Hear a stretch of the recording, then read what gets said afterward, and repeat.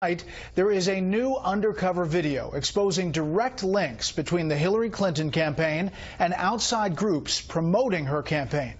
The subject matter, a Donald Duck mascot, may on the surface seem silly and trivial, but it's no laughing matter if violation of federal law is involved.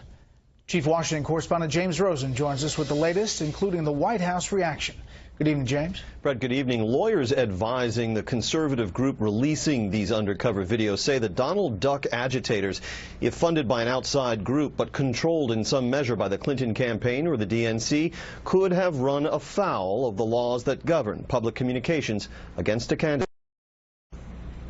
Donald, stop ducking! Donald, stop ducking! For a while, costumed figures resembling Disney's Donald Duck became a fixture of the campaign trail, protesting outside Donald Trump's new hotel in Washington, crashing a Trump rally in Virginia, chastising the GOP nominee for not releasing his tax returns. I'm not going to talk with you guys. Even harassing pro-Trump congressmen.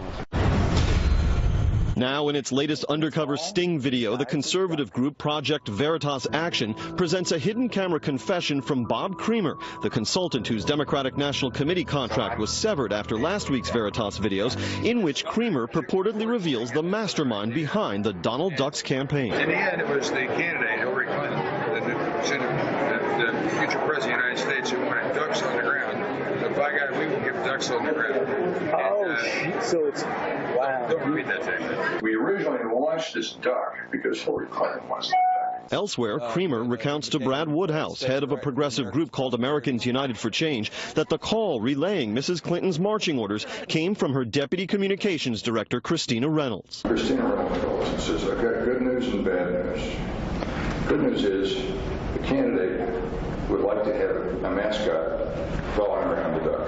Following around the candidate, Trump. But the bad news is she wants it to be Donald Duck.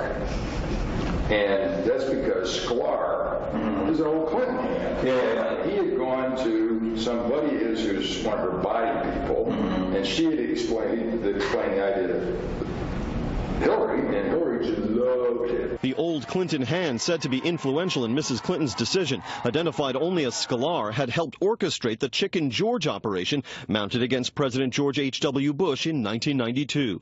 In all, Creamer's account calls into question this weekend's denial by Clinton campaign manager Robbie Mook, who was asked about Creamer, another Democratic operative implicated in the Veritas videos. They've never had a relationship with the Clinton campaign. A convicted felon who served time for tax violations and bank fraud, Creamer has advised every big-name Democratic politician of the last decade, including Barack Obama, whose White House Creamer visited 342 times, including 47 occasions in the presence of the president. In the latest video, Creamer says Donna Brazile, now interim chair of the DNC, intervened in the Donald Duck plot after ABC Disney, owner of the Donald Duck character, objected. They said it was a trademark. It's not. But anyway, Donna Brazile had, had a kind of a connection with it. She wanted to get sued, So we switched the ownership of the duck to Americans United for Change. Yet an assistant press secretary for the DNC confirms the organization kept a hand in the operation. We're not taking credit for the duck anymore. That's like random alley groups, but it's still something that we're involved in. We just have to be careful about these things, and we talk about them and we know about certain things. But you guys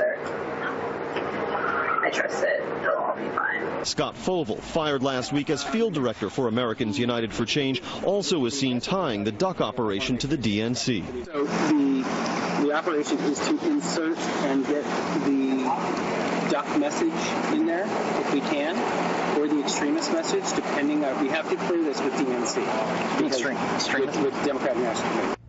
Neither the Clinton campaign nor the DNC responded to our requests for comment. Speaking to reporters aboard Air Force One today, White House Press Secretary Josh Earnest said that Project Veritas has a history of selective editing, even as Earnest affirmed that such tactics have been seen in presidential politics for as long as he's been involved in it.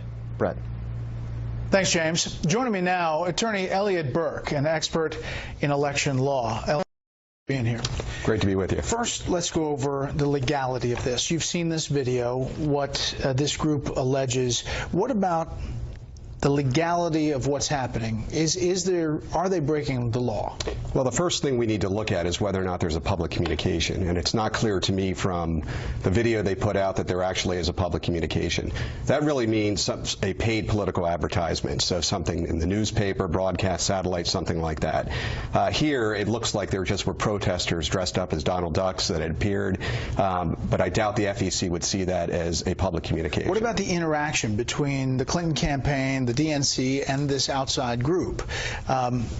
Numerous times in this video it says that it was Hillary Clinton's idea to deploy these ducks directly, the candidate. Well, that's a different question, because anytime a candidate committee or a political party is working with an outside group, you get into possible in-kind contributions. And here, the allegation is that the candidate herself may have directed an outside group to engage in this behavior, and if so, that could be an in-kind contribution. In-kind contributions can be permissible, but they need to be reported. But because we're dealing with an outside third-party group here, that group may also take corporate contributions. And if that's the case, then it clearly would be illegal. Now, that would result in an FEC filing potentially, and that's a long process. That's correct, yeah. Typically, an FEC complaint, once filed, for it to go through the process, we're talking 18 months, maybe even years. But overall, the perception here that on the first video that was dealing with violence and stirring up violence at Trump rallies, where Robbie Mook and others said they had no relationship with these people at all, and now you see the second video where they clearly have interaction and maybe even direction from the candidate.